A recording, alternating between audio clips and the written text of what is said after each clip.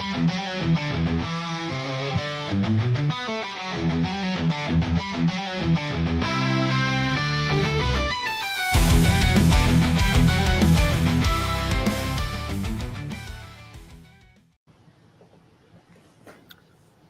morning, everybody, and welcome to the 360 podcast. Once again, we are elated to have you join us this morning. We are grateful to be able to be in the land of the living one more time. Can we get a little churchy this morning?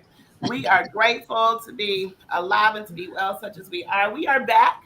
We are back with the 360 podcast with Catalyst Consulting. And so, we're going to jump right into our conversation this morning. I am your host, Dr. Gena Crawford, along with my co-host, Dr. Darrius.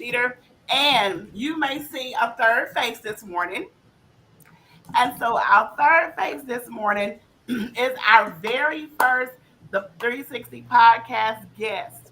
And she is none other than, round of applause, please, the Lakita Corey of Little Boston Associates. And so we are excited to have her. We're excited that she accepted our invitation to sit with us this morning and talk about customer service. Now, if you know, what is the thing now? If you know, you know. So if you know, you know. If you know her, you already know how this conversation is going to go.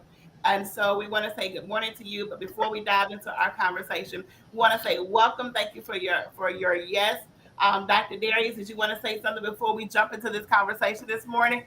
I'm excited about this conversation that we're about to happen. You know, we had so much good feedback last time when we started conversing about it, and people wanted us to go deeper. And we said, just wait till next time. Well, it's next time, and I'm excited about it. So we're going a little deeper this week.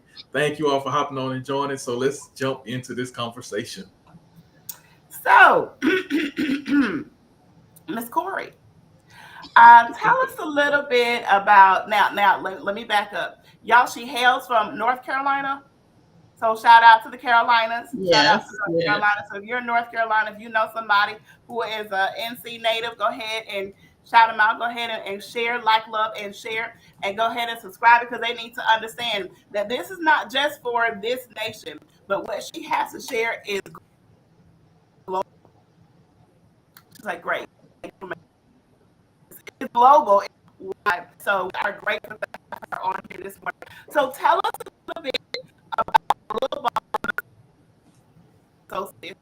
Tell us a little bit about Associates. Gina, you're breaking up a little bit.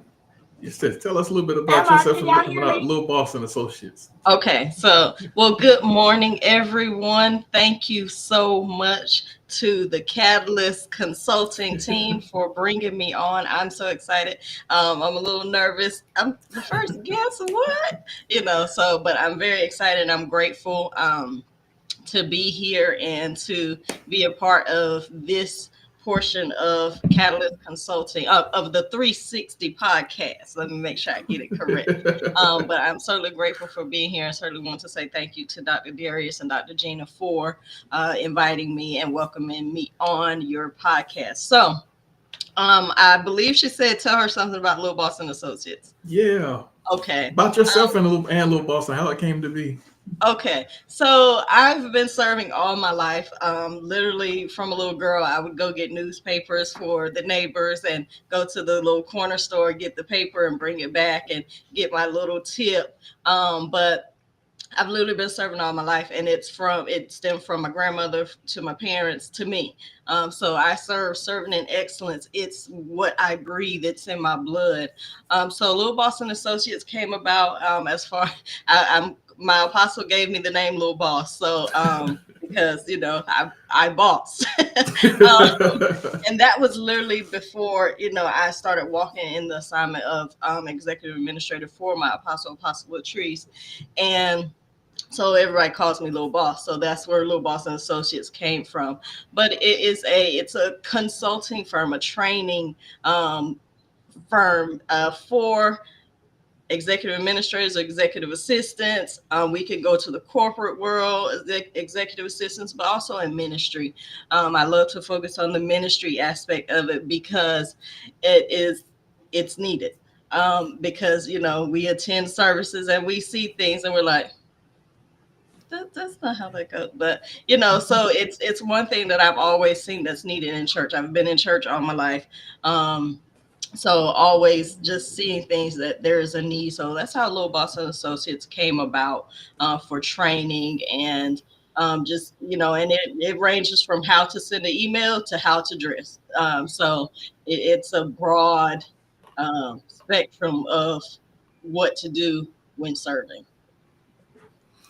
So I think one of the things we hear a lot about, especially in ministry, people talk about serving in excellence. So kind of tell us a little bit about what does serving in excellence looks like in a ministry context. So serving in excellence ministry, it looks like the fact that, okay, we might have some things going on, but when it's time to get on this stage, you all don't know that we have things going on. Serving in excellence starts from the time that someone is invited. It starts from that point on. How are we corresponding to the person that we've invited to come on the stage? How are we following up with them? What does that look like? How is our character? How is our customer service towards that person that we've invited? And that's whether we've invited them via phone, or we've invited them via email, or you know how sometimes pastors get together and invite each other in gatherings, so how does that look from start to finish? How does the excellence look? How do you feel when you encounter me or somebody on my team? How do you feel when you arrive to our event? Do you feel welcome? Do you feel like, or do you feel that we've just left you by the wayside and you trying to figure it out getting to an event? So serving in excellence is so that the person that we're serving, the person that we've invited, we'll talk from a guest perspective, and we'll also talk from my perspective as I'm serving as executive administrator and armor bearer. So how does that person feel from start to finish, from the day that you're invited to the day that the event is over and it's time to go home? So in my job, as far as, serving executive administrator, serving as armor bearer, how does the person that I'm serving, how does my apostle feel from start to finish? If we have somewhere to go, what does she need? What and so there's something in that I read that I put. Do you know the allergies that the person you're serving has? Mm-hmm.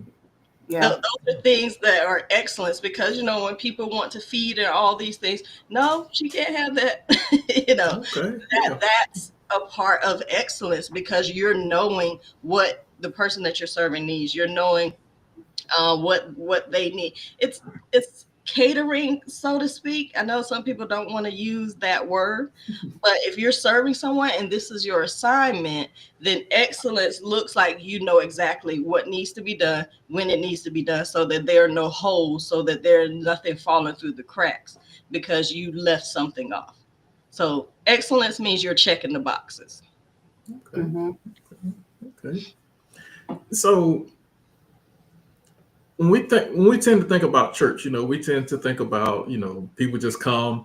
Nobody really puts a customer service tag to church. People don't think church is supposed to necessarily have customer service. They just don't think it's important. So why is the spirit behind service just as important as the act itself? Because sometimes, people will come to church and they may not necessarily remember what was preached, but they may remember how they were treated. Right. Yeah. So I know we talk about serving the leaders, but how does service work also in serving those who come from the parking lot into the pew? How is that important? It's very important, because it will literally make or break your service. It'll literally make or break who you're representing. Because somebody can approach a service and meet the mean usher, and they're like, "Oh, I'm leaving," So they've missed out on what the Lord has for them when they're supposed to be entering that building. So customer service, it literally from start to finish, and that's why, we have a conference. My apostle hosts a conference called No More Drama, and we have gatekeepers. So we literally have meetings leading up to it, because you're not going to mess up the atmosphere, because of your mood. Because life happens and things happen before you get there. So I always teach, hey, make sure you're fasting, make sure you're praying and doing all the things. So when you arrive here, whatever it is that's happening is not affecting the event, is not affecting how you're showing up, because your mood matters, your the environment that you're leaving, your home, that matters, because whatever you're leaving there, you're bringing to the service. So it's consecration is a major part. Fasting, praying, those things are a major part of how you're showing up, because you can literally affect how somebody is going to receive from a service. So from the door, from the person that they're seeing at the door, you're smiling, you're in a great mood, you're welcoming them in, you're handing they whatever they need. If they need some water, okay, you got some water.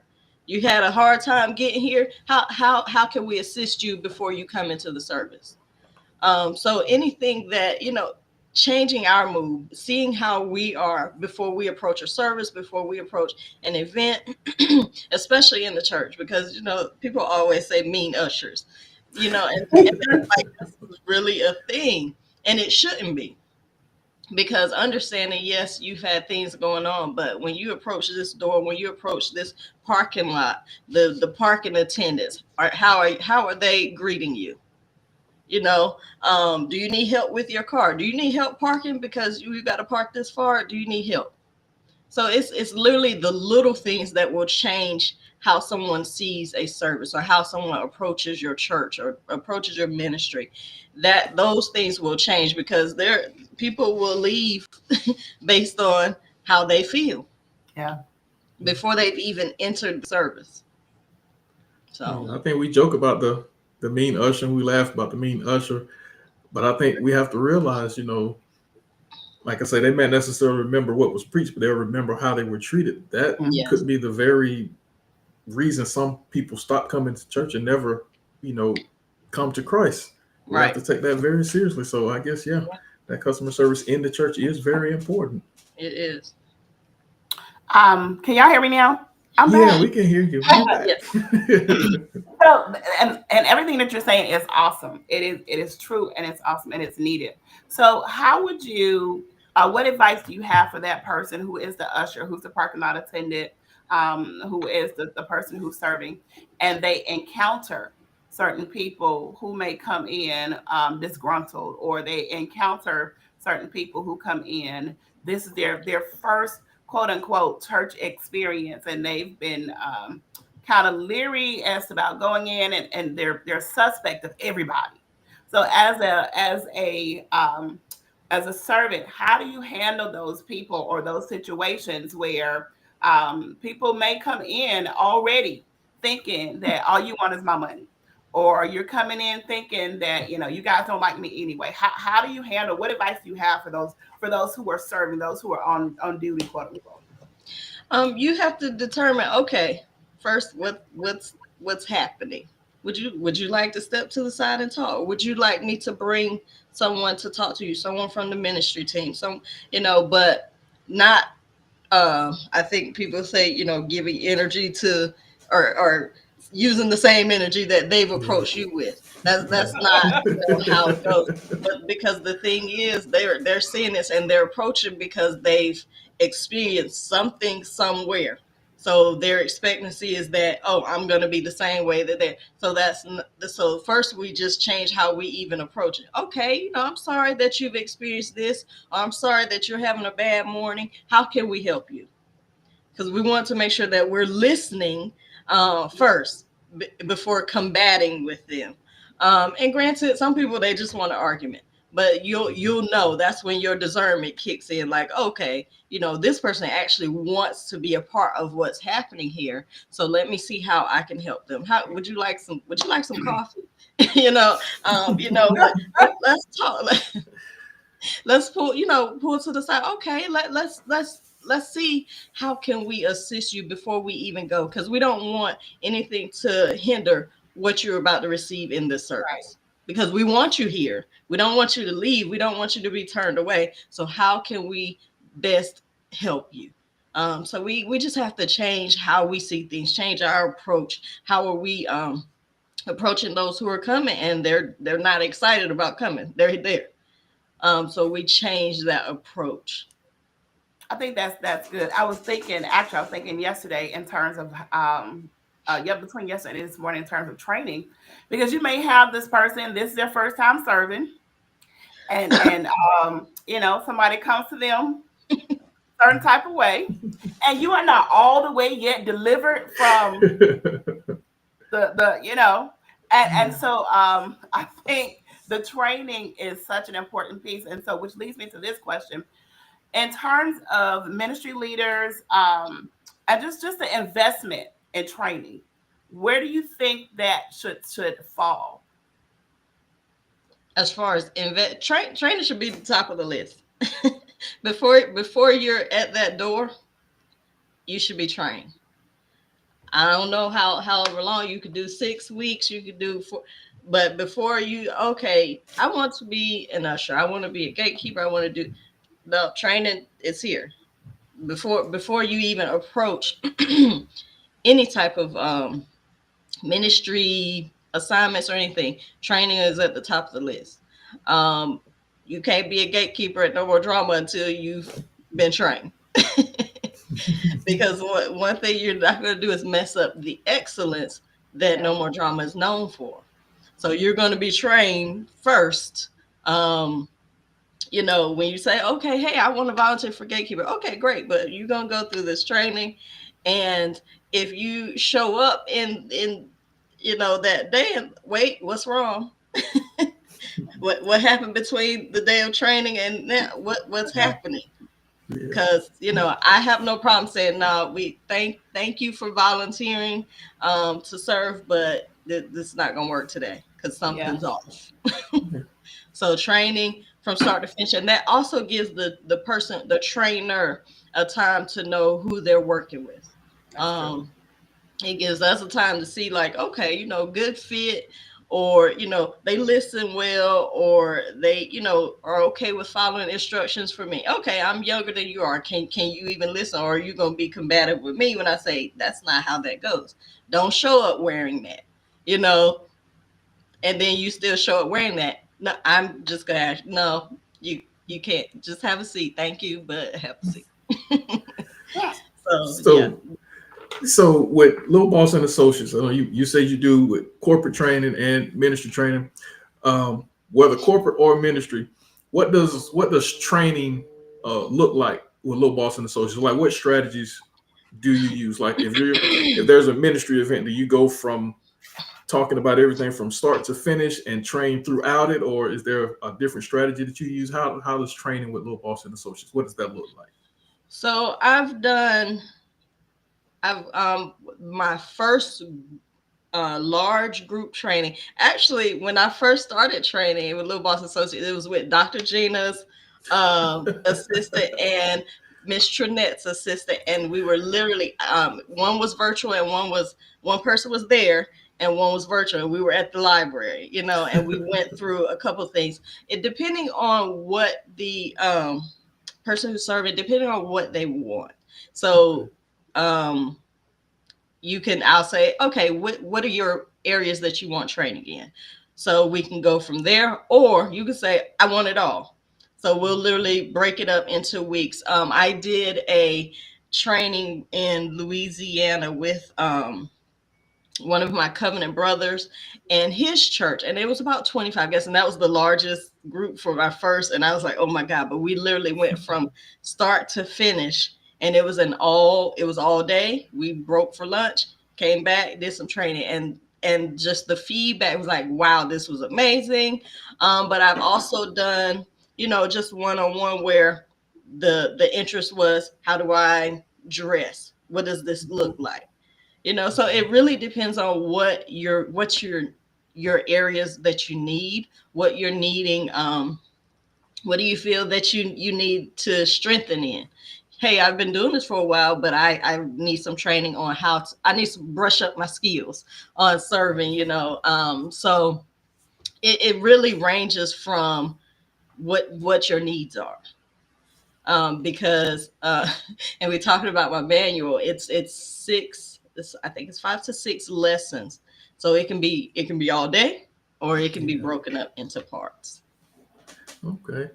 We're gonna get ready to take some questions from the audience, but one thing I do want to ask before we hop into discussion with everybody else, you know, when we look at businesses, it's easy for us to look at customer service and look at how they do things, and we can find the ways that they unintentionally fail or intentionally fail. Like you're going through the drive-through, and they're like, "Did that complete your order? Is that it? Is that you're feeling rushed?" Mm-hmm. Or just the non-acknowledgement at a drive-through window, and you can tell the difference between night and day between a McDonald's and a Chick-fil-A. But in a church where we don't typically think the church is a business, because we look at it as a church, we don't understand that the church does have a business side, and there's a way that things have to be presented. Yeah. What would you say are some of the most common ways that churches just unintentionally fail in service?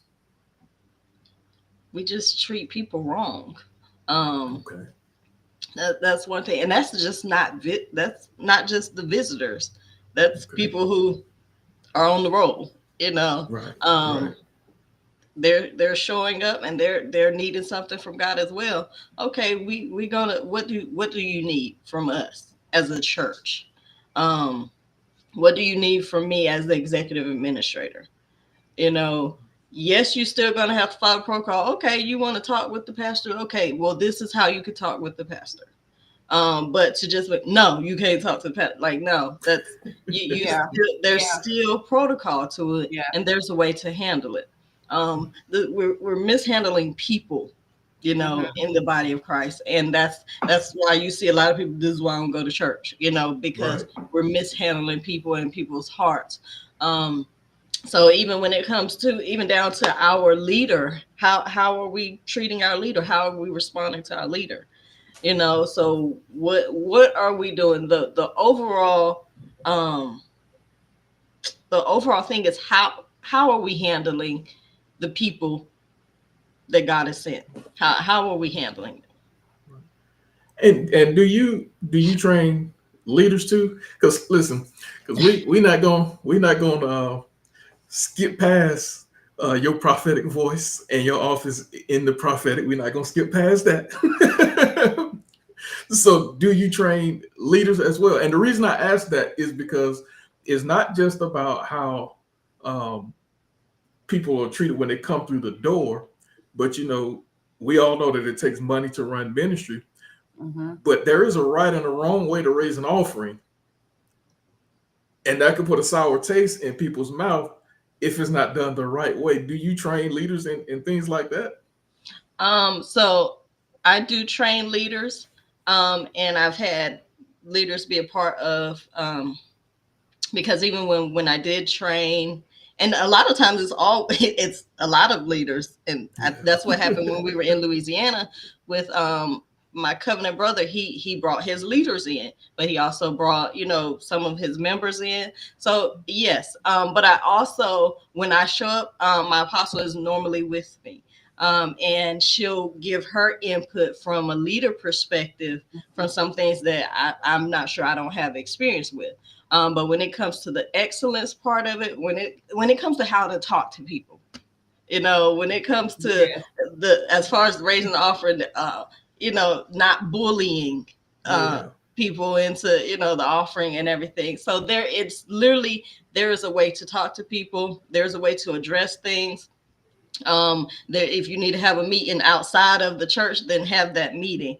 But yeah, there are some things that I will teach on as for leaders, but then I'll bring my apostle in and say, hey, this is your lane. But so we've done that before, and that worked out really good, because sometimes they'll, from my perspective, yes, they'll hear it, but how do you know that? So then I bring in the big guns and say, she's experienced it, here you go. So that's how we work with that. So I'm grateful for that part. But yeah, definitely teaching how to approach things, how to talk, if that makes sense. Yeah, that makes a lot of sense. I have a question before we go to the before we go to the audience. So, audience, go ahead and start throwing your questions Before we in go, us so we can yeah. see them. So my question is kind of twofold, two parts. So can you give an example of something that you've seen that has literally made you cringe? Like, I cannot believe they did that. And then the flip side, something that you've seen that was just kind of like, whoa, that's on point. So I got to make sure I'm, you know. Yeah, but um. also, yeah. So some. We just getting started. Don't get us put off the air. So there. So I'll go from the perspective of honorarian teaching. How to handle atmospheres, how to handle spiritually charged atmospheres. And what so I'll use this one thing I teach the gatekeepers for no more drama. Hey, you can get what you need, but we're not all getting what we need at one time. We're not all getting it at one time. Everybody is not on the floor at the same time because somebody has to be watching.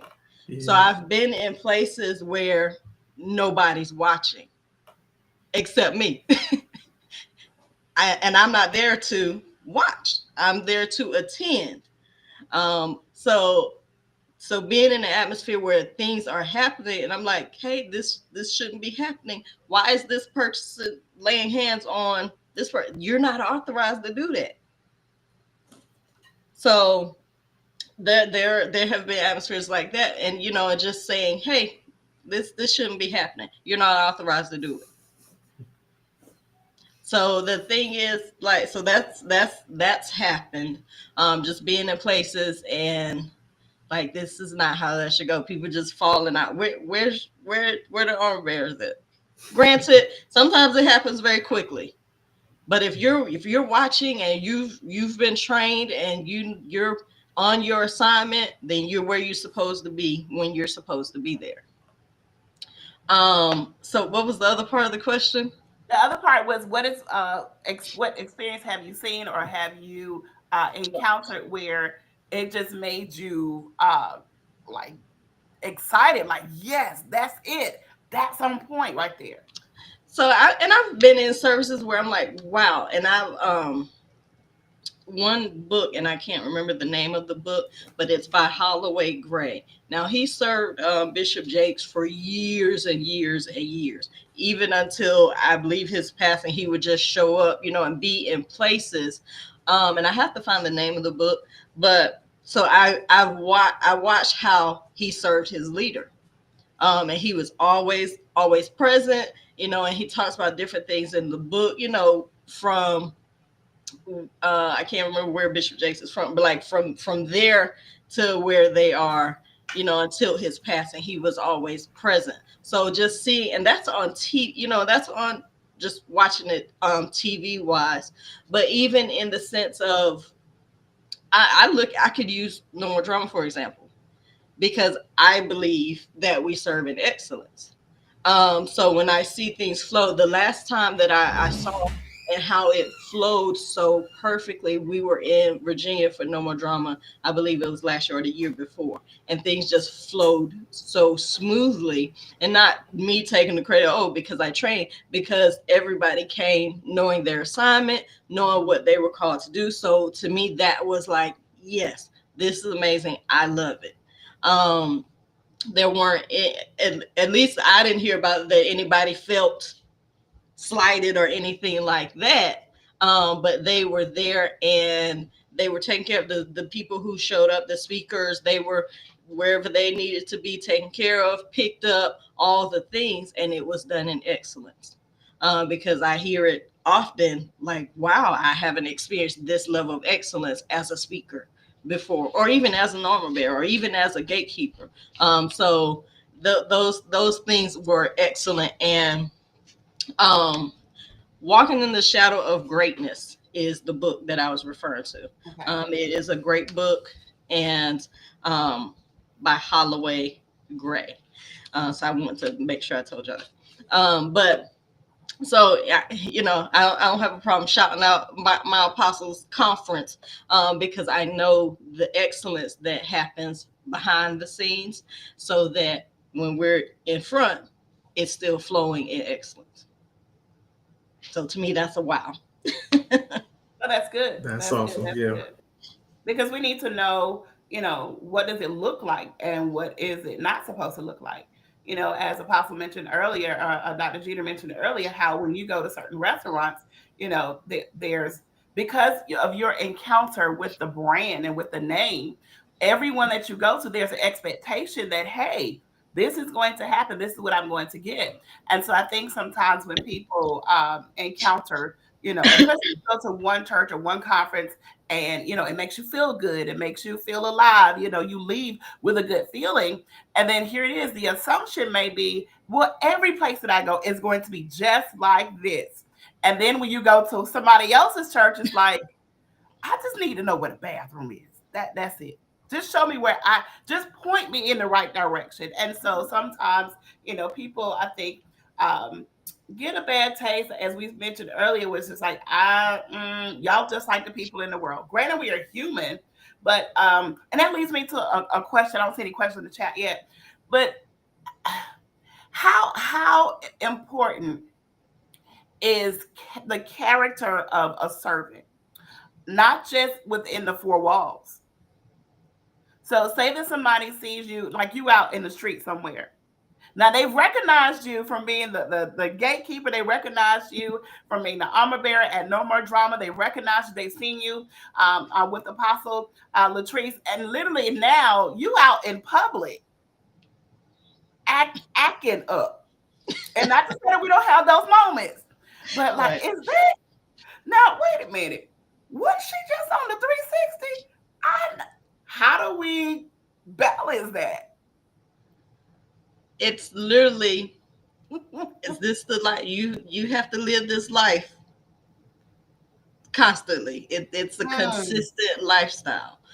How I am on here, how I am um, at conferences is how I am at work. It now they don't know titles and all of that, but they know I ain't out here acting crazy. When everything is happening, and I work in the federal government, and everything is happening, I'm like, okay, and that to me, and people come and talk to me. Hmm. They literally call me supervisor. I'm not supervisor, but they come and talk to me. They come and ask my opinion. So it's a consistent lifestyle. Yeah. Um, That's I, good. I remember being a part of something, and I'm like, listen, don't embarrass me. Don't embarrass me in public. Don't embarrass me. And that literally was something that would make or break how I would continue assisting, Mm, because I got embarrassed. The people, and that was literally one thing that I said. People know you. People know your name. yeah, People know who you are outside. And they know who you are in the church. You can't be two different people. Right. that's good. So it's a consistent lifestyle. Um, choose, make a decision. Mm, Is if this is your assignment, then it's your assignment from waking up to going to sleep, no matter where you are Right. in your So we home. do. So we do have some questions coming in, and one of the first is, how do you think doorkeepers contribute to the vision and or mission of the church? How do you think doorkeepers contribute to the vision or ministry of the church? So first, you got to know what it is. What is the vision? What is the Right. hmm. mission? So that goes back to training. Before you're a doorkeeper, before you're an usher, that goes back to training. Okay, what does your church stand on? So knowing what it is, and then following with it. What is it, scripture based? What does the scripture say about this? So it's not just showing up on Sunday to usher, but Yeah. it's showing up knowing the vision and the mission and what your church stands for, so that you're representing it. Because if you're not, then you're not making it out of saying it's a lie, but you're not upholding. That's the word that I was trying to. You're not upholding what they stand for. So first, you need to be a student of it to know what it means, and then walking in it. Okay.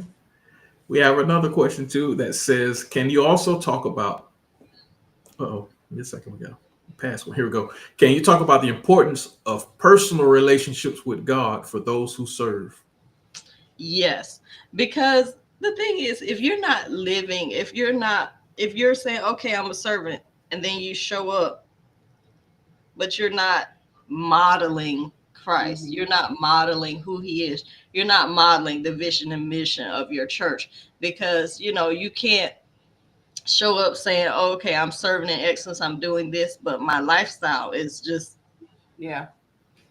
lifestyle with God is not there. Excuse me. But so you have, I think I mentioned that before, consecration, prayer, fasting is all a part of serving, because you're showing up in a manner as far as a person with an attitude because something that happened outside, but you didn't learn that, okay, if I'm consecrating myself, yes, things will happen, but when I know that it's time to show up, I'm showing up in a manner that's pleasing unto God. But if you don't have a relationship with God, then you don't know what's pleasing unto God. Right. Yeah, that's Right. true. Right. So That's yeah, true. Yeah. so relationship matters. Relationship with God matters. I think this may be kind of a follow up to that one too. It may attach to that one, but it says, can you also talk about best practices for approaching serving when you may be going through personal challenges? So the one thing that I teach too is, yes, life is happening, but how you handle it, how you're handling life happening, um, changes how you show up, changes how you're serving, because you can be experiencing sickness, all the things, but even in that, you also have to know when to step back and say, I can't today. Mm-hmm. You have to know when to step back and say, I need a sabbatical. I went through life. I went through life a few years ago. Some self-inflicted, some not. But my apostle sat me down, and I sat down for an entire year, 365 days, to get my life together. You know, Yeah. because I was going through personal challenges, and it affected how I showed up. When you show up in the manner of you're allowing life to handle, that you're doing a disservice to first God and to the people that you're assigned to. Because yes, you have personal things, life is happening with your spouse, your children, all the things. But when do you go sit back and go spend time with the Lord and say, okay, let me get my mind together. Let me turn my plate down. Let me go and be quiet, Mm. because things are happening, but I got to serve for this conference, and I don't bring all of that in there. And if you're bringing it all in there, then you bring it and take it to the altar, get yourself together, and then you get up and serve. Because, a lot of times people be like, oh, I'm going to serve through it. I'm going to do this. I'm going to press through it. Some things you just need to sit down and allow healing to happen, or allow um, get some peace, Yes. because some things are just mentally, we just got too much going on mentally. Because if you're going through personal challenges and you're not focused, then you make mistakes. You Mm-hmm. dropping people when you're supposed to be catching people at the altar because you're not focused. And then that's when I'm like, nope, go sit down. You're off. Go have a seat. So it's little things. And when you're serving and you're an armor bearer, you're missing things that the person you're serving, when Yeah. you should be on point, on focus. So yeah, it's that you definitely have to handle the personal challenges. Have a seat. Don't be afraid to just have a seat. It's okay. I got a follow up on that, but from a different side. But we do have some more questions, and we're gonna get to those too. But Ooh, this one y'all kind got of questions. this one kind of goes in alignment with this. As leaders, uh, we all know that quote unquote, the show must go on. Mm-hmm. But we also know, and I'm sure many ministry leaders on here can attest to that, no matter how big or how small your ministry is, there's only a small core group that's actually helping to shoulder the load sometimes.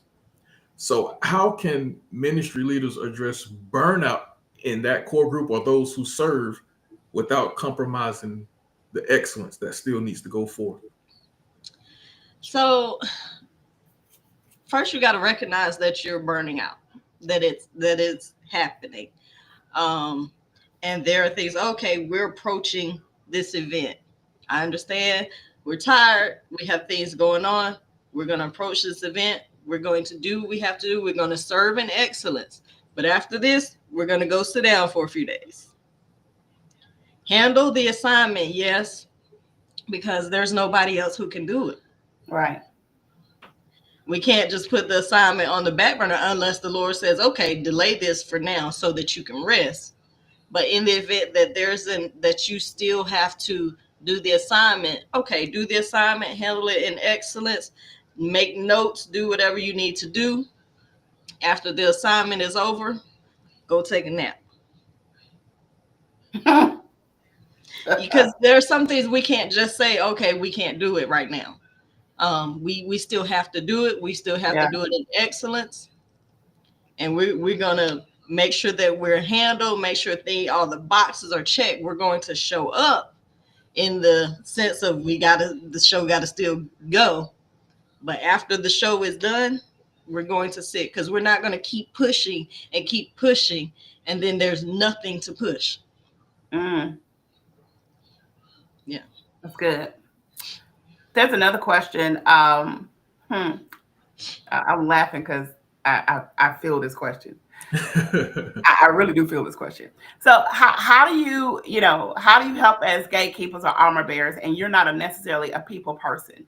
Like, you have the capacity, you want to serve. That's a really good question. You have the capacity, you want to serve, but you're just not, like, people. It's not your thing. You're not a people person, but literally you are led to serve. You know that you're supposed to serve. You know that you're supposed to operate in this capacity, but you have issues. It could be that you're introverted. It could be that this is just not an experience that you have with people. So how do you, what advice do you have, or how do you do that? So that's funny, because all who know me, all who are present here, know that I am very introverted. But I know that I have an assignment. So if you know that it's your assignment, you know it's what God called you to do, then we're not allowing the introvertedness to stop the assignment, because then you're walking in disobedience. So we're serving as someone who is very introverted. I'm going to show up and I'm going to do it in excellence. But at the end, I'm going in my hole and I'm going to eat something very good and I'm going to chill out, because that refuels me. So not just saying, oh, I can't do it because I'm not a people person, Right? but doing it by the grace of God, knowing that He's going to strengthen me, because He's given me this assignment. So surely He's going to allow me to do it in a manner, because if you're doing it just out of, oh, I'm going to just show up, I'm going to just do it, then you're going to mishandle people. Mm-hmm. And I never want to mishandle people in this assignment.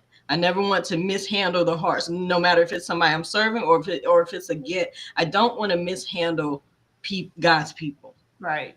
So, serving as an introvert, as someone who is like, whoo, that was a lot, but being able to be in that space and navigate it, but also knowing that after the fact, but even also leading up to, is like, okay, because sometimes leading up to is like, okay, I'm gonna have my meeting, then okay, I'll talk to y'all in the next few days or whatever. And then we're showing up, but we're showing up in excellence. We're doing what we gotta do.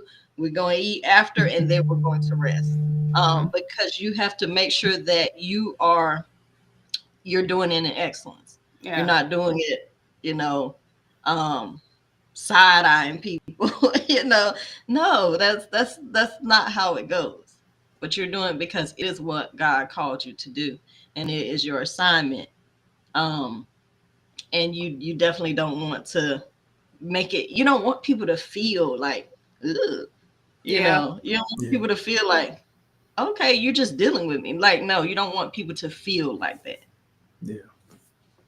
And that's interesting because all three of us on here. Yeah.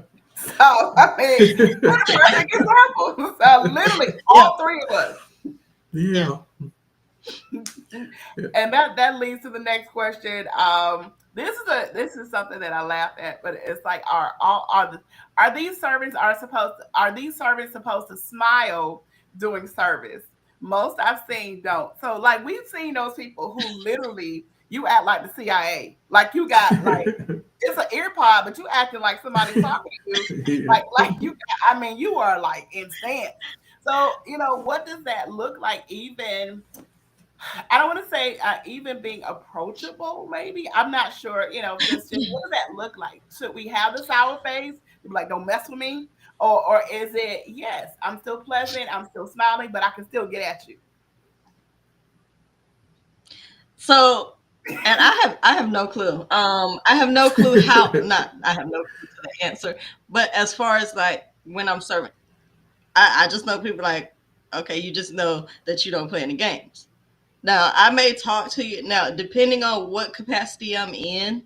Um, if I'm in a place where, I'll use for example, um, pastors Chris and Alicia Stone. When I'm there and they're serving, I know that I'm good. I know that I can breathe because Mm-hmm. they model serving in excellence. I know that my leader is good, so you may see me smile, you may see me move about more. But if I'm in a place where I don't know any of these people, Yeah. I'm probably Yeah. not. I'm probably not smiling. I'm probably not.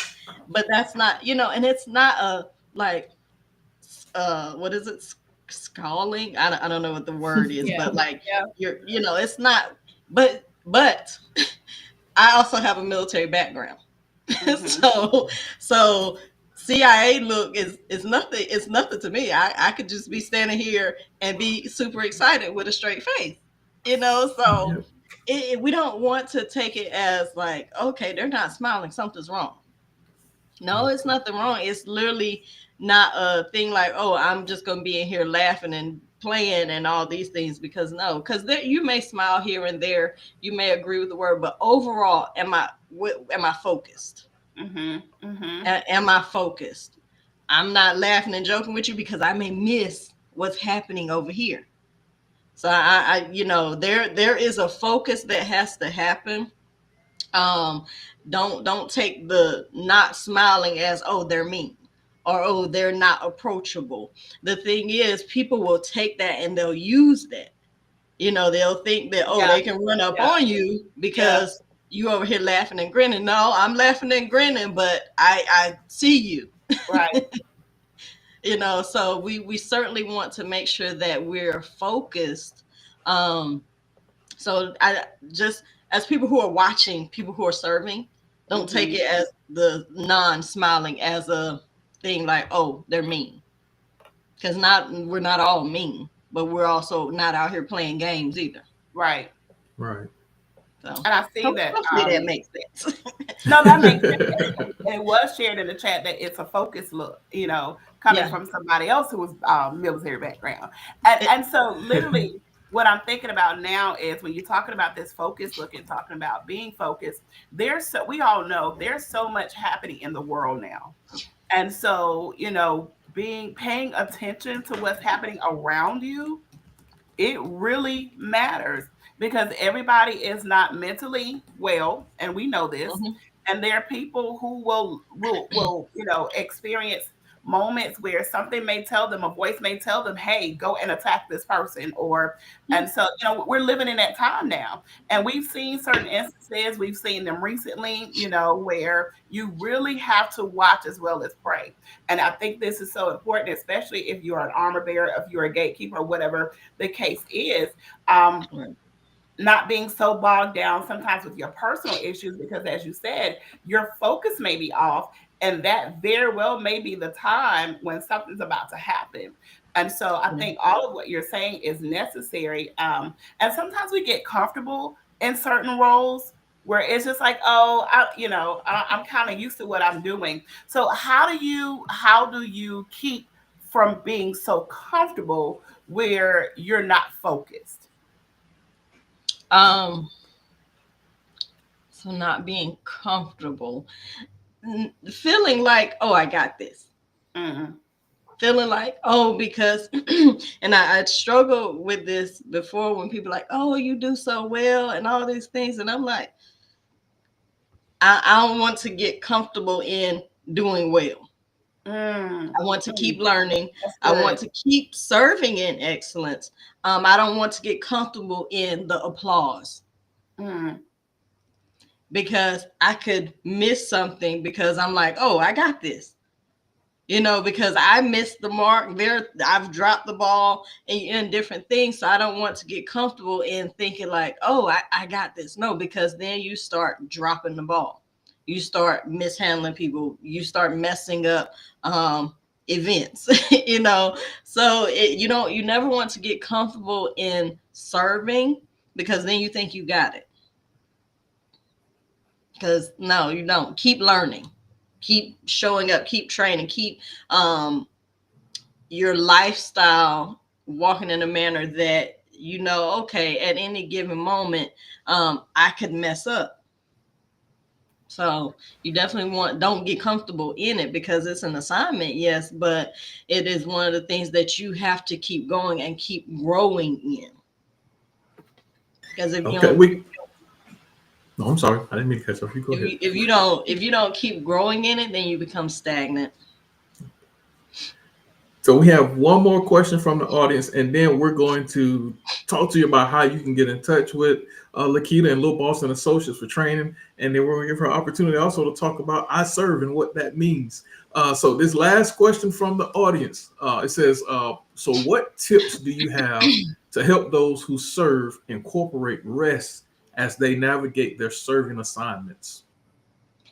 The same way that we schedule all the appointments and all the things, put it on your calendar, schedule it. And the thing is, people, I don't know why people be like, oh, what is it? I'll sleep when I'm dead or something like that. Never made sense to me. never, Because no, that doesn't never. work. That doesn't mean, that you're putting stuff off and all of that, but that means that you're taking care of yourself. You're taking care of your physical self. Hmm. So one thing I would say is, schedule it, put it in your calendar. And when it pops up, say go to bed, then go to bed.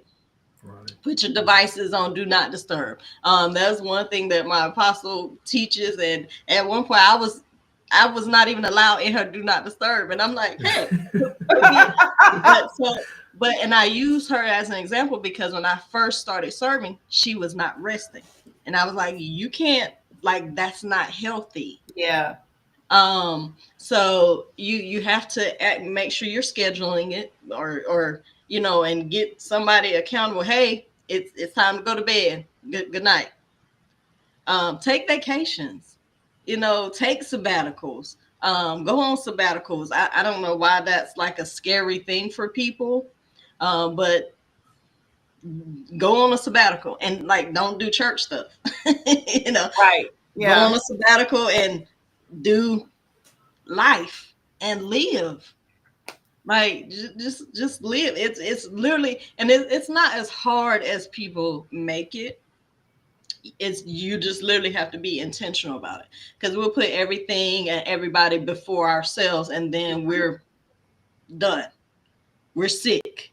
We can't do anything because we've literally stretched ourselves to maximum capacity and not done anything for ourselves. So adding it to your calendar, actually doing it, taking a vacation, going sitting outside on the porch by yourself. Yeah. So those are things, but you just have to be intentional about it.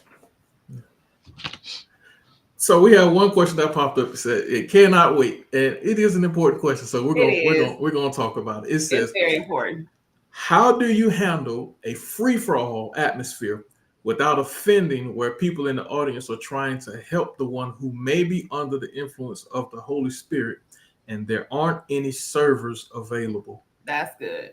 So how do you handle? Let me make sure I understand the question. I think A it's like, free everybody in the atmosphere is being slain in the spirit. Yeah. There's Yeah. nobody that'll help serve, and and people, the okay, other members of the audience are trying to help the person who's slain. and so and see, like, and that's why I always say, like, you need more than one person, Yeah. because there's a lot happening, and even in atmospheres like that, somebody is missing something. So that I always feel like there should be multiple people, um and understanding that's not always something that will happen. So you literally have to discern, okay, how do I handle this? Mhm. How do I handle, okay, if my leader is praying for somebody, I'm supposed to be with my leader, but then you Mhm. got all these people, how do I handle this? So then discernment comes in, because you're like, okay, um are you able, not pulling somebody from the audience, but knowing who's amongst you, Yeah, that's good.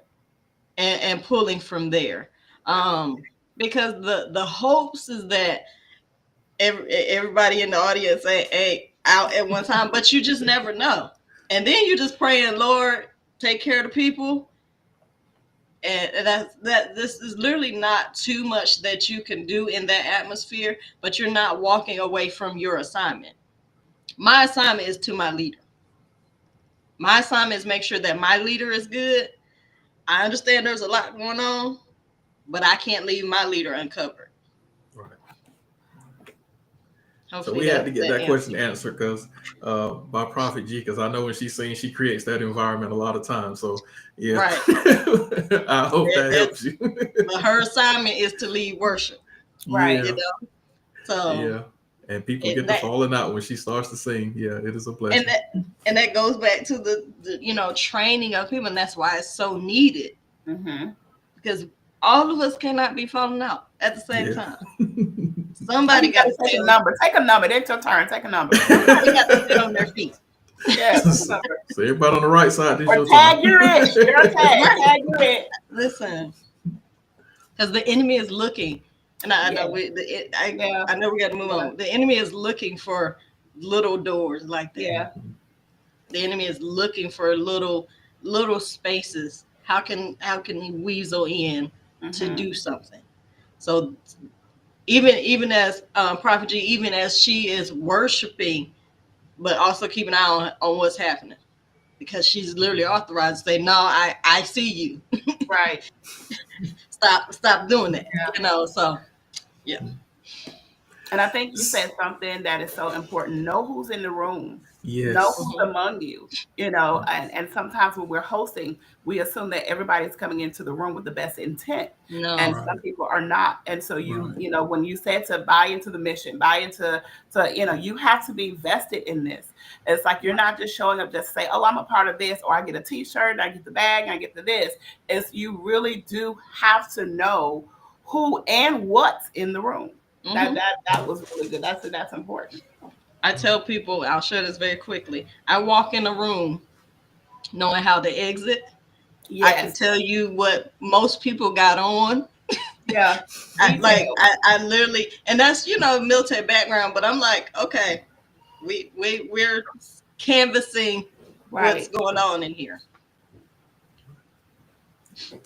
Well, listen, we thank all of you for hanging out with us this morning on the 360. I know some people are saying, hey, we need longer. We need longer. We went a little longer this time than we normally do. I'm so We tried to honor sorry. that No, you're request. good. No, You're good. it was awesome. So we Yes. went a little longer than we normally do. So we honored that request this time. And it is a blessing to have you all join You us. said We this time. thank Prophetess Lakita for hanging out with us and giving us all of her wisdom and insight. Listen, I'm dropping in the chat now ways for you to reach out to Prophetess Lakita and Lil Boss and Associates through Facebook, as well as her website.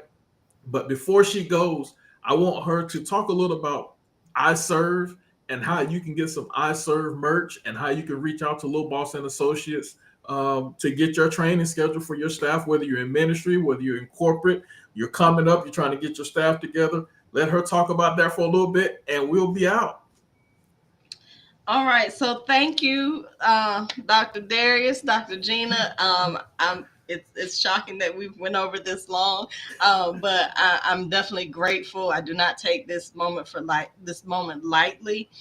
So as far as I serve, we got our I serve shirts on. Dr. Gena has on hers, and so it's literally a brand, and it was like it started out as serving in excellence. And then I remember the first training, like we made some shirts that it was not this low. It was literally handmade, pressing, but it's literally because it's not just you're serving and you're doing it in excellence, and it's literally what came about when I went to Louisiana, and we had the handmade shirts. I have to pull that picture because it was hilarious. Like, what in the world? But then it became a thing, and I'm like, oh my God, this is a thing. Like, people are really wearing this. Like, it's really a lifestyle. Yeah. It's a lifestyle. So it's not. And one thing that Pastor Janine Jackson shared with me, that is my apostle spiritual mother. She shared that the I, she shared this as far as the I is lowercase, but the serve is larger because it's not just, it's not just you. Yes, you're serving, yes, you're doing it in excellence, but you're doing it based on the assignment and what he's called you to do. So to get the merchandise, you can go to the website, and there are some things, and I did a deal a few weeks ago just trying to get rid of what I have. So that's on my Little Boss and Associates Facebook page. And for training, you can go to the website as well. And once you reach out and let me know what you're interested in, then we'll reach back out to you and say, okay, sure, let's set it up. Now, I'm laughing and joking, but in trainer mode, because it's not a game, it's real. It's a lifestyle. So for the people who will be downloading our podcast, and you can subscribe to our podcast channel, the 360, through Spotify, Apple, wherever you listen to your favorite podcast, download the 360. So for those who will be listening to the podcast and not actually seeing it on YouTube, tell them what your web address is so that they can go get their I Serve merch. It is littlebossandassociates.com. I want to make sure I'm giving it right. So it's Little Boss and Associates, and if you're typing in, it says -go here, but it's littlebossandassociates.com. Facebook page, if you just type in LBA LLC for the Facebook, if you're on Facebook and you type in LBA LLC, then it'll bring up the Little Boss and Associates Facebook page. And you can also contact via email address, which would be littlebossandassociates at outlook.com. All right. Wonderful, wonderful, wonderful. Again, we thank Lakita Corey and Little Boss and Associates for coming and sharing so much insight with us this morning on the 360 podcast. We thank all of you for getting up this morning and joining us, for posing your questions, for being interactive. We have had a great time with you all. Yes. And we will see you all next time on the 360. Dr. Gena, you want to give us a closing word or anything? Thank you. Well, and let's get this going. Yes. Go get your I Serve merch. And when you do, tag Little Boss, tag Lakita Corey on Facebook. Yeah. Show everybody you're wearing your I Serve merch. It is comfortable wear. It is good. We endorse it. I told her I got to get me some short sleeves because I have a big sweater of it, and I got to get some more of it. But listen, go get your I Serve merch. We fully endorse it, and you all be blessed and have a wonderful, wonderful day. Thank you for joining the 360.